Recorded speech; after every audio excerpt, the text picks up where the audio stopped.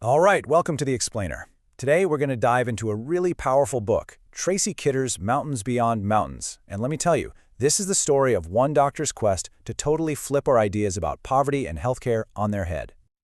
And hey, you don't just have to take my word for it. Check this out. This is a quote from Bill Gates.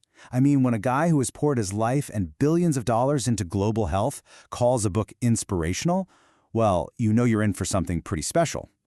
So let's get into it. This book, it's not your typical biography. Not at all. The way the author tells it, it's more like a hero's quest. Seriously, it's framed as his epic, almost impossible mission of one single doctor trying to heal the world. And that title, Mountains Beyond Mountains, it actually comes from a Haitian proverb. And wow, does it perfectly nail the central idea of the book. It means that just when you think you've solved one huge problem, like you've climbed this massive mountain, you look up and there's another, even bigger mountain waiting for you. It's all about that endless, relentless struggle. So, okay, who is this guy at the center of this epic quest? Let's dive in and meet the man himself, the incredible and incredibly complex Dr. Paul Farmer. You know, the author does such a great job of painting a real picture here. Farmer isn't some perfect saint on a pedestal. No, he's described as a charismatic but flawed genius. So on one hand, you have this world-class medical expert with just unlimited compassion. But on the other, he's a complex guy whose relentless drive is both his superpower and, honestly, a source of major conflict. And that's what makes the story so real, so human. So back when he was just a medical student, he basically found his life's calling. And it was this simple but huge three-part mission. 1, cure infectious diseases. 2, bring the absolute best tools of modern medicine to the people who need them the most. And 3, and this is the really radical part, challenge the whole idea that some lives are worth less than others. Just fundamentally reject that. In his journey, man, it is a story of wild contrasts. We're talking about a life literally lived between two completely different worlds. The halls of the most privileged, elite institutions on the planet in the most impoverished, forgotten villages you can imagine. All right, so let's walk through his journey.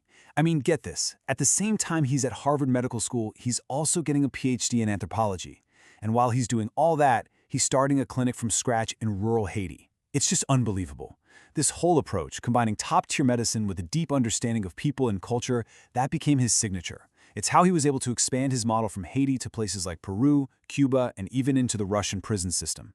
And eventually, this all grew into the organization he co-founded, Partners in Health.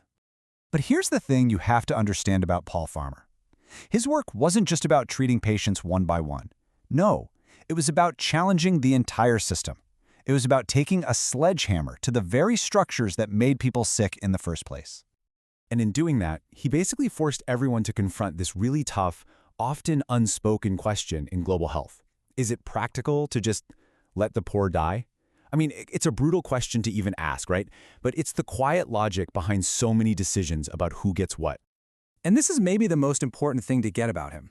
Farmer's core belief was he was just impervious to anyone who said it wasn't practical for every single person on Earth to get the same high-quality medical care. He totally rejected that whole idea of cost-effectiveness that says, well, we can only afford to treat the easy cases. For him, that was just unacceptable, a total moral failure. He believed everyone deserves the best care, period, end of story. And this is where you can really see his approach in action.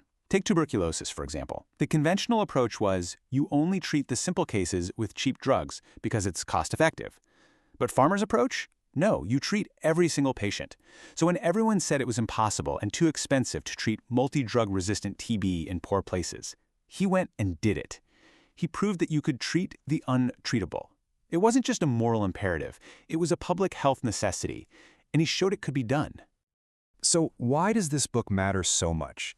Well, Dr. Farmer's work obviously had a huge impact on the world. But the book about his work, it created its own tidal wave. It really resonated with millions of people. I mean, just look at the numbers. The impact is staggering. We're looking at over 3,400 global ratings. And the overall rating is a 4.6 out of 5 stars. If you look closer, a whopping 74% of people gave it 5 stars. Add in the 4-star reviews and you're at 91%. That's an overwhelming consensus. People don't just like this book, they absolutely love it.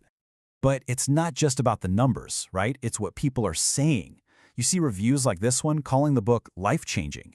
It just sparks something in you, makes you really think about global health, and this whole idea that maybe the poor don't deserve the same options as the rich. And you see this again and again. People are just in awe. Like this review says, it's difficult to believe there are people who are so committed.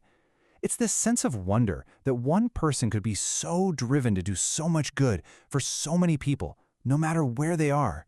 It's just incredibly inspiring. And I think that's the bottom line, really.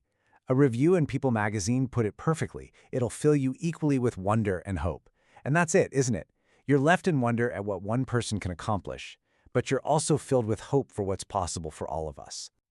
So, the book leaves us with this final, really powerful question. It proves that one person can make a difference, and then it turns that right back around on you, the reader. It asks, what is the first mountain you will move? It's a reminder that even though the problems seem huge, like endless mountains, every solution starts with one person deciding to take that first step.